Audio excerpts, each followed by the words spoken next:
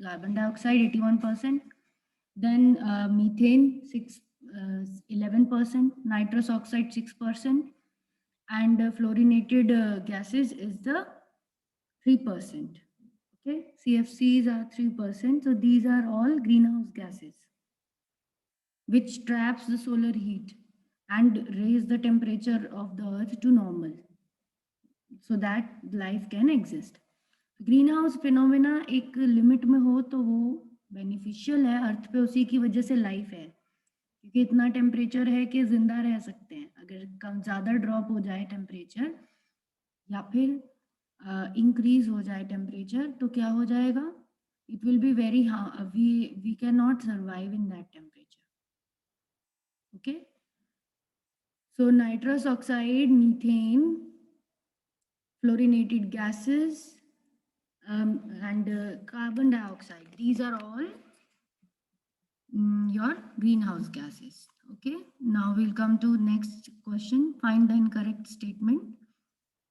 Soil provide disease resistant environment for plants. Soil provide the substratum for plant growth. Soil provide necessary nutrients for plant growth. Soil provide water and mineral for plant growth. So incorrect statement कौन सा है इन सब में से? What is the incorrect statement? Tell me out of these four, which option you go with? A. Soil provide disease Ma'am, I think resistant. I'm go with A. Okay, soil provide disease resistant environment for plants. So disease resistance environment देना soil के क्योंकि artificially हमने soil एक natural thing है, ठीक है, soil is a natural we can say resource, natural resource है soil. So soil में naturally दोनों तरह की चीज़ें होंगी, यानी कि beneficial microbes भी होते हैं और harmful भी होते हैं। तो इस वजह से सिर्फ डिजीज रेजिस्टेंट इन्वायरमेंट वो देगा ज़रूरी नहीं है, ठीक है। अगर सॉइल अच्छे मतलब बैलेंस नहीं हुआ इन माइक्रोब्स का तो हार्मफुल भी दे सकता है। Then which of the following is not a terrestrial ecosystem? इनमें से कौन सा टेरेस्ट्रियल इकोसिस्टम नहीं है? Ma'am, aquarium. Because aquarium is a artificial water containing ecosystem, ठीक है। तो बाकी सब लैंड के ऊपर रहते हैं और एक्वेरियम एक वाटर टैंक के अंदर बनाया जा सकता है artificially. So aquarium is not a terrestrial. Which of the following constitute a food chain? इनमें से कौन से फूड चेन को बना रही हैं? Goat, cow, Ma'am, fourth. Grass, fish, goat, grass, wheat, mango, grass, goat, animal, human. Ma'am, grass, goat, and human. ठीक है, fourth one is correct.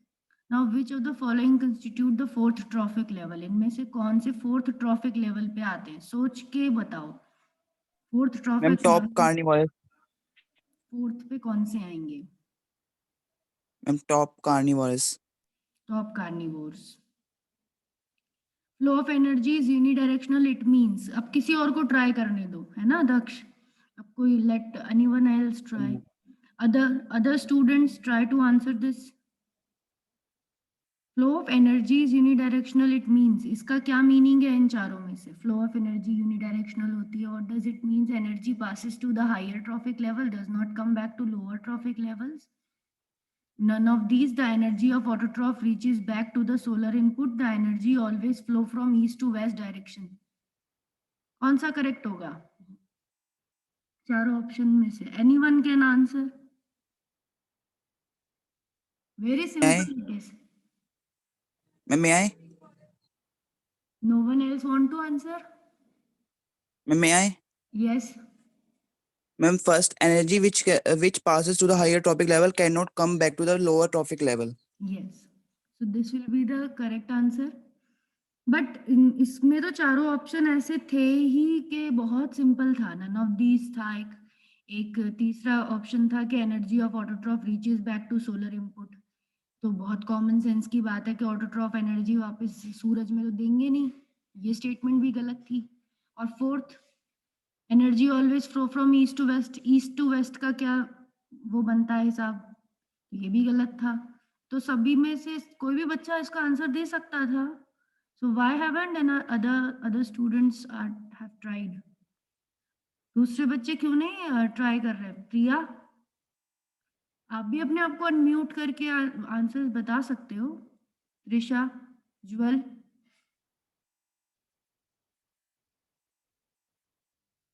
are you getting my point? What I'm saying? Now, rest of the questions you try to answer. Other students, okay?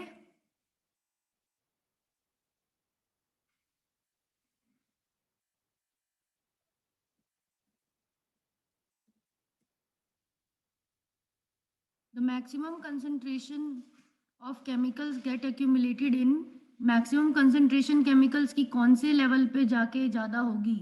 Fishes, deer, plant, human body. Maximum concentration chemical की कहाँ होगी? Fishes, deer, plant, human body. कहाँ होगी? Yes? Chat में लिखो, नहीं तो अगर आप बोलना नहीं चाहते हैं तो चैट में लिखो आंसर।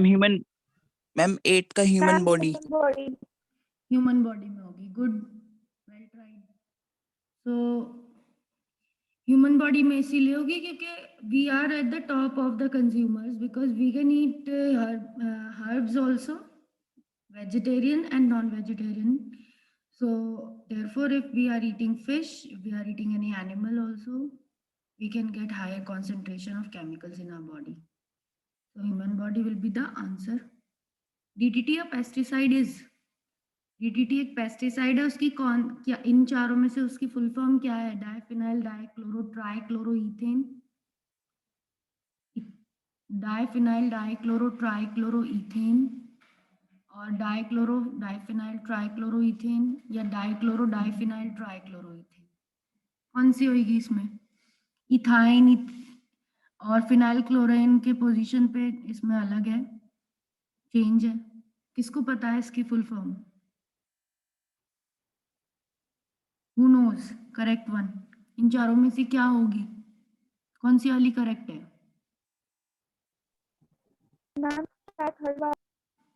क्या? Ma'am dichloro diphenyl try chloroethane. Ma'am yes ma'am, मुझे कंफ्यूजन था लास्ट में। हाँ, थर्ड वाली होगी। Greenhouse gases. Greenhouse gases, green in color, trap solar energy and increase temperature. Gases used in house for cooking, none of these. Greenhouse gases इनमें से क्या option से करेक्ट होगा? ग्रीन हाउस गैसेस के लिए कौन सा ऑप्शन करेक्ट है? Green in colour, trap solar energy, increase temperature, gases used in household for cooking, none of these. Ma'am I am not sure, but I think the second answer is correct. Why you are not sure? What is making you confused? Ma'am, because I'm confused that they also they increase temperature or not. Yes. I already told you. And if they are absorbing solar energy, so solar energy is what? Sun is the ultimate energy. source of sun is the ultimate source of energy. So sun में क्या है? Ma'am, heat. Light radiations भी है. It has radiation energy as well as it has heat. Heat भी तो है सन में. धूप निकलती है तो धूप में बैठते हो कि नहीं आप सर्दियों में? Yes, ma'am. हाँ, तो फिर टेम्परेचर तो बढ़ाती ही है. तो हम second.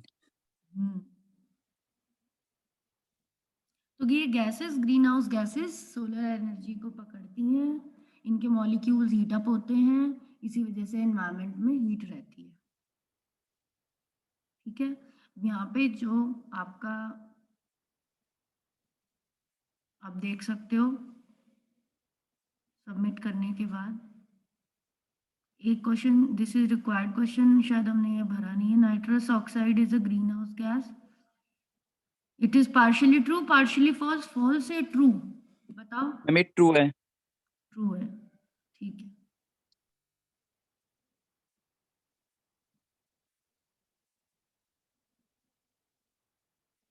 What is the score? One is the pollen grains. They are saying all of these are not the source of air pollution. Dust storm से एयर पोल्यूशन नहीं है, डोरमेंट वॉल्केनो से भी नहीं है, तो all of these will be it's correct answer. Dormant volcanoes ऐसे volcanoes हैं जो एक्टिव नहीं है. ठीक है.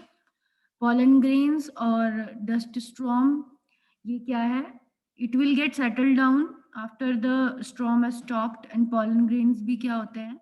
They are so heavy that they can settle down in the atmosphere, so they will not cause pollution. जो pollution causing particulate matter होते हैं वो मिलीमीटर्स में होते हैं, 10 mm पॉइंट्स में, बहुत उनका साइज छोटा होता है, तो इस वजह से उस केस के हिसाब से यहाँ ऑल ऑफ दीज आएगा. नाइट्रस ऑक्साइड वाला करेक्ट है, इनकरेक्ट ये वाला करेक्ट है, बाकी सब करेक्ट है. बाकी सब करेक्ट है. You have got 9 out of 10. Score is 9. Okay,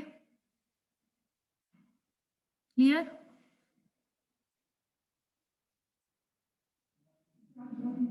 12.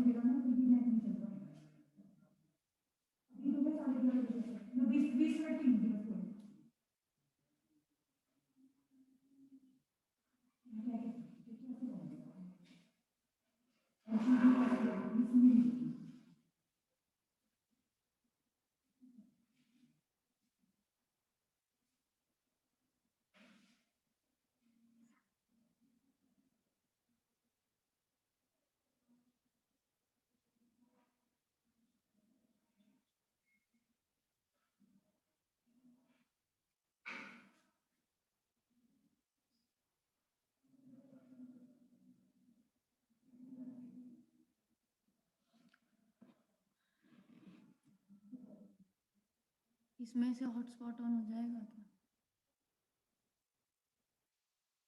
मुझे तो पता भी नहीं है.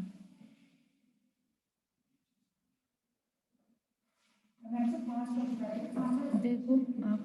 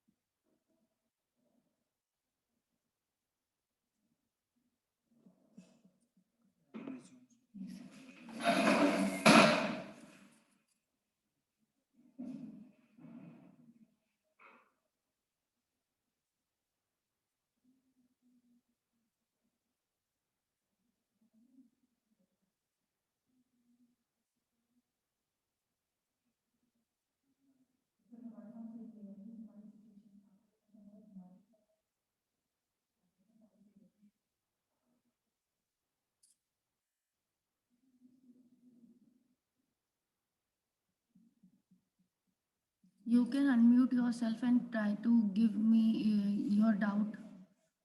What do you want to say? Homework practice question क्या? क्या कहना चाहते हो प्रिया तुम? त्रिशा, अनम्यूट करके भी बता सकते हो मुझे.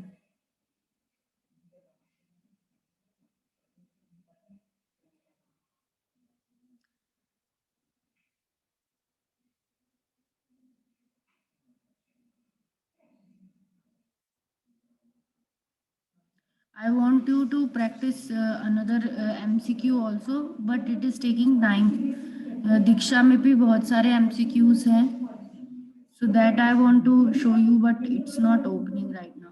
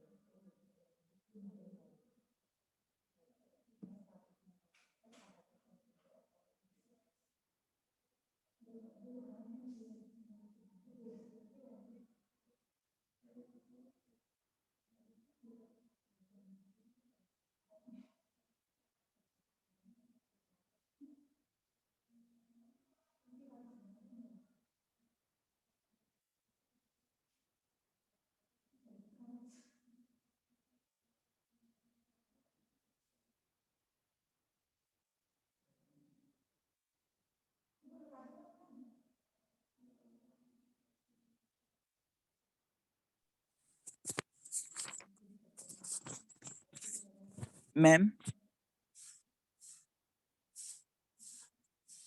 Ma'am are you there?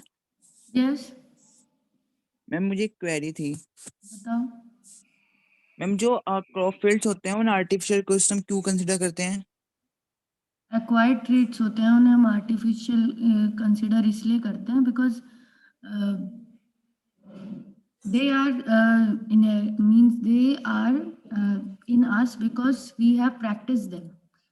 कोई भी एक्वायर्ड ट्रेट होता है, जैसे हम कोई स्विमिंग करना सीखें या हम बॉक्सिंग करना सीखें, ठीक है, या फिर वेट लिफ्टिंग करना सीखें, कुछ भी हम अगर करना सीखते हैं तो उससे हमारे बॉडी में चेंज आते हैं।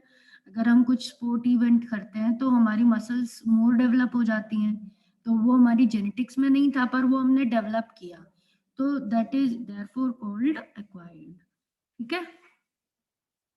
So as okay you ma'am. can see this screen over here, तो इसमें notes दे रखे हैं environment chapter के। environment की definition बताइए कि everything that surround us, it may include living, biotic and non-living biotic components, may include besides all creatures, water and air also. So जो भी हमारे चारों तरफ है वो environment कहलाएगा, उसमें नॉन लिविंग चीजें भी आएंगी और लिविंग चीजें भी आएंगी, जैसे वाटर एयर नॉन लिविंग हो गया, और जो भी क्रीचर्स हमारे चारों तरफ है, पेड़ पौधे जानवर, ये लिविंग कंपोनेंट हो गया। इन्वायरमेंट लाइफ को इफेक्ट करता है, ऑर्गेनिज्म की डेवलपमेंट को इफेक्ट करता है, उसके नेचुरल हैबिटेट में, और वाइस वर्सा दो, और ऑर्गेनिज्म भी इन्वायरमेंट को इफेक्ट करता है। अगर हम कहाँ लकड़ी जलाने लग गए यहाँ पे, तो धुआं हम इन्वायरमेंट में छोड़ेंगे ना, तो उससे पोल्यूशन होगा, तो हम भी इन्वायरमेंट को इफेक्ट कर रहे हैं और इन्वायरमेंट भी हमें इफेक्ट करता है। इन्वायरमेंट में जैसे अभी कोरोना छा गया सब जगह, तो सबको प्रॉब्लम हुई ना, कि इन्फेक्शन सब जगह बहुत ज़्यादा फैलने लग गया, तो सबने प्रिकॉशन और मास्क और सैनिटाइजर ये सब यूज़ किए। ठीक है, तो दोनों एक दूसरे को इफेक्ट करते हैं, समझे। Now substances that are decompose are called biodegradable. जो सब्सटेंस डिकम्पोज होते हैं बायोडिग्रेडेबल हैं, जो नहीं होते वो नॉन बायोडिग्रेडेबल है। जैसे कुछ प्लास्टिक या केमिकल्स, डीडीटी, फर्टिलाइजर्स, ये नॉन बायोडिग्रेडेबल है। एक्चुअली नॉन बायोडिग्रेडेबल परसिस्ट इन एनवायरनमेंट और लार्जर पीरियड ऑफ टाइम, बहुत टाइम तक रहते हैं यहाँ। Ecosystem and it's component, all the interacting organisms in area. Ecosystem की डेफिनेशन ये होगी कि जो भी सारे इंटरैक्टिंग ऑर्गेनिज्म है किसी भी एरिया में, लिविंग और नॉन लिविंग कंपोनेंट्स, वो इकोसिस्टम बनाते हैं, और उसमें भी बायोटिक बायोटिक इन्वायरमेंट होता है। यानी इन्वायरमेंट में कोई भी ऐसा सिस्टम बनता है जिसमें चीजें आपस में इंटरैक्ट कर रही हैं, तो वो इकोसिस्टम कहलाता है। ठीक है, इकोसिस्टम दो तरीके का हो सकता है, मैन मेड और नेचुरल।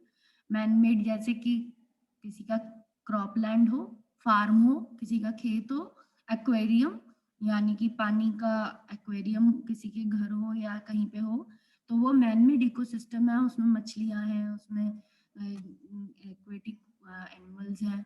देन नेचुरल इकोसिस्टम में, नेचुरल में पानी में बहुत बड़ा सा तालाब है, नदी है, समुद्र है, तो ये एक्वेटिक इकोसिस्टम है। मैराइन होता है, फ्रेश वाटर होता है, तो उसके एग्जाम्पल दिए हुए हैं। देन टेरेस्ट्रियल में, नेचुरल में फॉरेस्ट होता है, ग्रासलैंड्स होते हैं, डेजर्ट होता है। ठीक है, सारे लिविंग ऑर्गेनिज्म की 3 कैटेगरीज है, ये हम डिस्कस कर चुके। प्रोड्यूसर्स ग्रीन प्लांट्स होते हैं, कंज्यूमर्स जो उनको खा रहे हैं, डिकम्पोजर्स जो फिर डेड डेड मैटर को डिग्रेड कर रहे हैं, ठीक है, डिकम्पोज कर रहे हैं, वो हो गए आपके डिकम्पोजर्स। फिर हमने देखा फूड चेन होती है, 3 स्टेप 4 स्टेप फूड चेन हो सकती है। ट्रॉफिक लेवल 1 T1 दिखा रखा है, ग्रास है, तो ग्रास को कौन खाएगा, डियर खा रहा है, T2 ट्रॉफिक लेवल 2 यानी, and then deer is eaten by lion, so T3। ठीक है, In the food chain, the components while transfer of energy take place called trophic level. जिस स्टेज पे एनर्जी ट्रांसफर हो रहा है उसे ट्रॉफिक लेवल बोलते हैं. ग्रीन प्लांट्स अप्रोक्सीमेटली 1% सनलाइट को एब्जॉर्ब करते हैं. फ्लो ऑफ एनर्जी यूनिडायरेक्शनल होती है.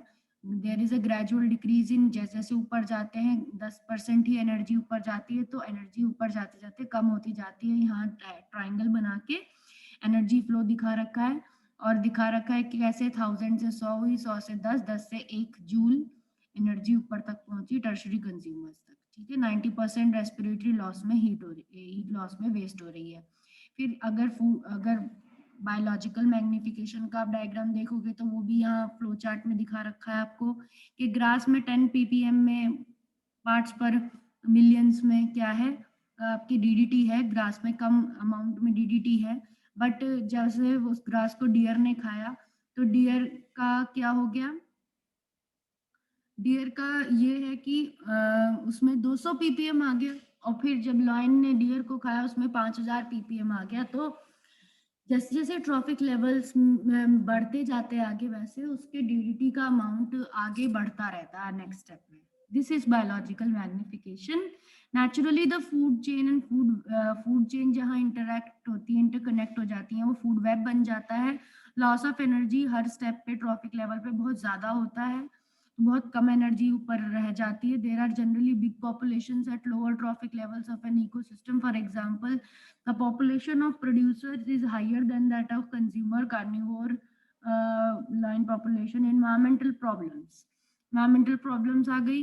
चेंजेस जो भी हमारी एक्टिविटीज या एनवायरमेंट में, डिप्लीशन ऑफ ओजोन लेयर हो गया, एक प्रॉब्लम है. तो डिप्लीशन ऑफ ओजोन लेयर मतलब ओजोन एक प्रोटेक्टेड शील्ड है. अगर उसके लेवल में कमी आती है तो ग्लोबल वार्मिंग जैसी प्रॉब्लम्स होने लगेंगी. ज़्यादा यूवी रेज अंदर आ जाएंगी एटमॉस्फेयर में. तो यूवी रेज को बचाने का काम करती है ओजोन. पर अगर ओजोन की थिकनेस कम हो जाती है, उसी को ओजोन होल बोलते हैं, जो 1985 में अंटार्कटिका के ऊपर देखा गया था.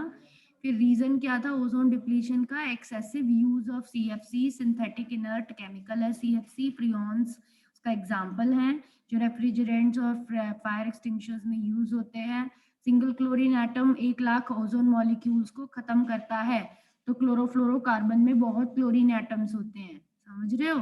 तो इसी वजह से क्लोरोफ्लोरोकार्बन से बहुत प्रॉब्लम है.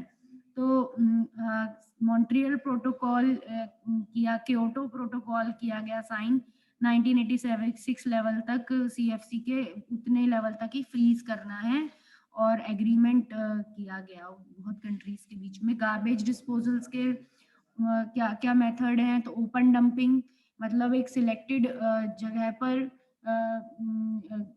टाउन के बाहर कहीं पर बहुत बड़ा सा कूड़ादान हो तो वहाँ ओपन डंपिंग हो रही है, क्या एक ये तरीका हो सकता है, पर इससे पॉल्यूशन होता है. लैंडफिलिंग क्या होता है? ये पूरे सिटी के बाहर एक बहुत बड़े से लैंडफिल में एक बहुत बड़ा सा डिप्रेशन होता है, लो लाइंग एरिया होता है, लो लिविंग नहीं, लो लाइंग एरिया होता है. वहां जाके वेस्ट को डंप करके आते हैं.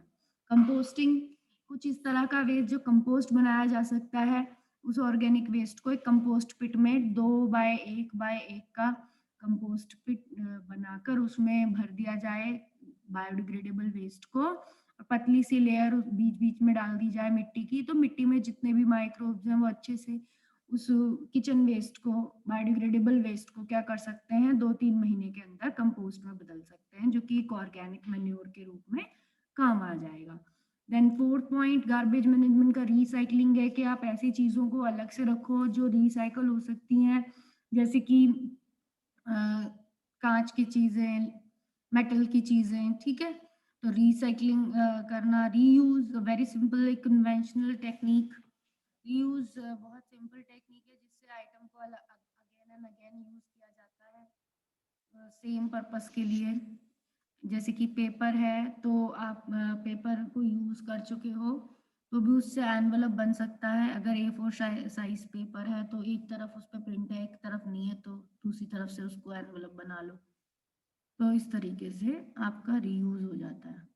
देन क्वेश्चन दिए हुए हैं, define biological magnification, expand the CFC and UNEP. तो बताओ, इनके आंसर्स दो मुझे एक एक करके. Will give the answers. Define biomagnification 1 mark में आया है, तो हाउ विल यू राइट? दो जल्दी जल्दी आंसर्स। बायोमैग्निफिकेशन को कैसे लिखोगे definition?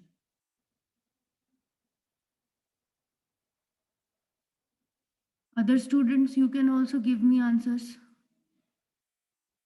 Riya, Ujjwal, how will you define biomagnification? Tell me. CFC, UNEP, इनकी फुल फॉर्म्स कर लोगे? I will share this PDF in your class group. So try to do this these questions, 1 mark question, and these pages will act as the notes also. So I will share this file. Okay, you can have it if you want. You can print it also. Whatever as you wish.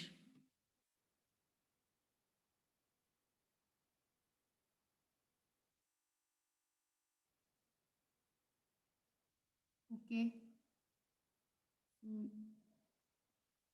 CFC को chlorofluorocarbon बोलते हैं, UNEP को United nation environment programme बोलते हैं, ozone hole means depletion of ozone thickness, which of the following is biodegradable? Cow dung, cotton, this is biodegradable. Food web क्या है? Interconnection of food chain. Ecosystem क्या है? Stable system made of abiotic and biotic components interacting with each other. Biodegradable non biodegradable को differentiate कर दो, 3 point लिख देना। कुल्हड़ को इन्वायरमेंट फ्रेंडली क्यों नहीं बोलते? बिकॉज उसमें क्या है? क्ले है। उसमें क्ले सॉइल है हाँ, क्ले सॉइल है, फिर क्या होता है उससे? मैम, उससे सॉइल इरोजन होता है मैम।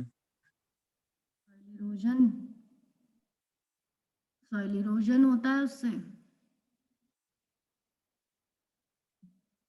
वो सॉइल इरोजन नहीं होता अगर वो बहुत सारे कुल्हड़ एक जगह पे पड़े जाएंगे रहेंगे, यहाँ से हम फेंक देंगे उनको यूज करके, तो वो वहाँ इनपरमिएबल बना देंगे, क्योंकि उनके बीच में स्पेसेस कम होती हैं, तो पानी को रिसने नहीं देंगे नीचे। ठीक है, तो सॉइल इरोजन नहीं है, वो है कि it will not allow water to percolate normally in the soil, पानी अंदर नहीं जाने देंगे वो नॉर्मल ग्राउंड में।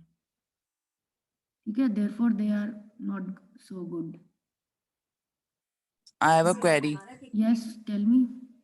मैम मैं ये पूछा था, अगर हम उन्हें ज्यादा प्रोड्यूस करेंगे, अगर उन्हें कुल्लर्स को, सॉइल कुल्लर्स को, तो मैम वो उससे हम सॉइल इरोजन तो होगा, क्योंकि हम वहां से हम एक हाई अमाउंट में सॉइल यूज कर रहे हैं ना। सॉइल यूज कर रहे हैं हम, सही है। सॉइल इरोजन पर अलग कॉन्सेप्ट है। ठीक है, सॉइल इरोजन कॉन्सेप्ट है आपका जब पानी खूब सारा बह रहा है और डायरेक्ट फॉल कर रहा है सॉइल के ऊपर। Yes ma'am. तो वहां पर उसका पानी का कटाव, पानी वहां से, पानी का कटाव नहीं, मिट्टी का कटाव। ठीक है, कटाव। तो वो होता है सॉइल इरोजन। तो यहाँ अगर हम कुल्हड़ को यूज कर रहे हैं, बहुत सारे कुल्हड़ वहां एक जगह डाल दिए, कुल्हड़ मतलब चाय की दुकान के साइड में और मिट्टी पे, तो उसने मिट्टी को पोल्यूट किया है, सॉइल पोल्यूशन कर सकता है वो वहां पर। देखो एनसीईआरटी में दिया हुआ है, मैं तुम्हें बता रही हूँ कौन से पेज पे है। Okay. Does not allow water to normally percolate. ठीक है, इसका इन द सॉइल। हाँ, इन द सॉइल, ये इसका वो होता है, ड्रॉबैक होता है। Okay ma'am. वेस्ट मैनेजमेंट में लास्ट में दिया हुआ है ये।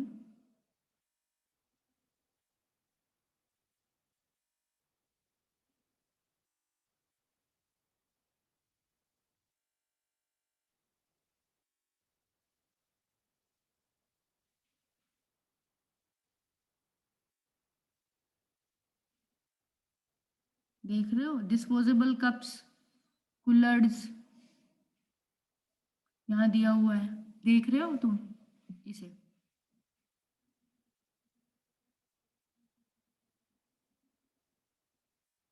Loss of fertile top soil भी बोला है इन्होंने, प्लस परकुलेशन का भी पॉइंट है, दोनों है। तो तुम्हारा तुम्हारा कॉन्सेप्ट आएगा loss of top soil, fertile top soil, ठीक है? Okay ma'am. वो भी आएगा, पर इस वे में नहीं आएगा, सॉइल इरोजन के वे में नहीं आएगा, बट इस वे में आएगा कि लॉस ऑफ टॉप सॉइल, ठीक है?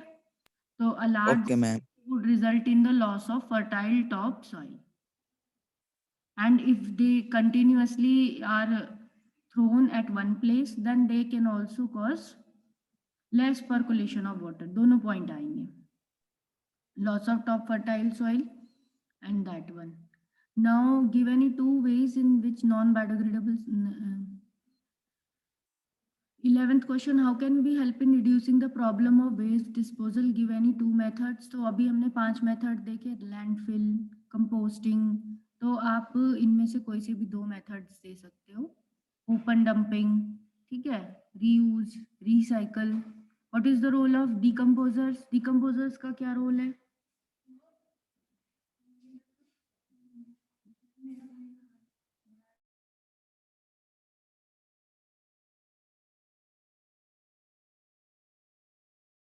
Decompose the biodegradable waste into harmless small molecules. ठीक है. So decomposers are decomposing the waste, biodegradable waste. So they does not we can say they help in cleaning up. Cleaning up करने में help करते हैं environment की, ठीक है? Now next is give any two ways in which non-biodegradable substance would affect the environment.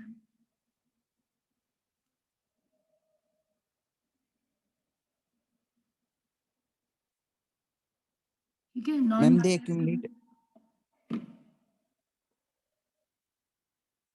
वो persist करेंगे बहुत लंबे समय तक.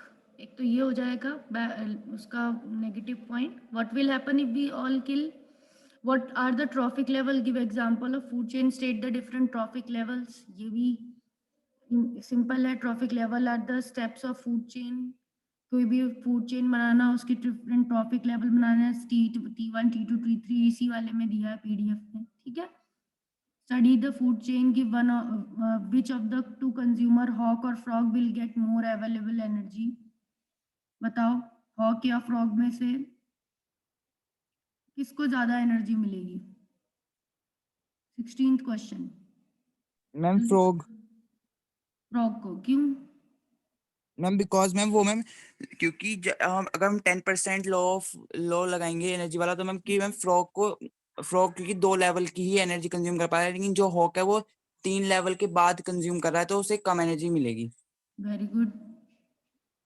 तो आपका आंसर सही है कि बिकॉज कितने लेवल्स है फूड चेन में, वो इसका आंसर है. तो क्योंकि पहली वाली फूड चेन में कम आप देख रहे हो, पहली वाली फूड चेन में ग्रास हॉपर और फ्रॉग ही है, ठीक है? तो 2 के बाद कंज्यूम कर रहा है, तो उसके पास ज्यादा एनर्जी कंपैरेटिवली वीट और रैट और स्नेक के बाद, अगर हॉक कर रहा है, ठीक है? Clear? Okay, this is the concept which is easy concept only. Grasshopper, frog. Grass is giving its energy. जैसे मान लो 1000 दोनों में है, तो 1000 से grasshopper में आई 100 और grasshopper से इसमें आई 10. जबकि wheat में भी 1000 है, तो इधर आई 100, इधर आई 10, इधर आई 1, तो हो गई ना कम. ठीक है, क्लियर हुआ? तो नाउ आई होप ये चैप्टर आपको क्लियर हो गया होगा. मैं आपको आपके ग्रुप में ये पीडीएफ शेयर कर रही हूँ, इसको पढ़ सकते हो, क्वेश्चन आंसर्स और खुद भी देख सकते हो. और मैं भी क्लास एंड कर रही हूँ, ठीक है? Okay ma'am. क्लियर हो गया है ना आपको ये इन्वायरमेंट चैप्टर? कोई हार्ड तो नहीं है? Yes ma'am. कोई हार्ड नहीं है, ये इजी है.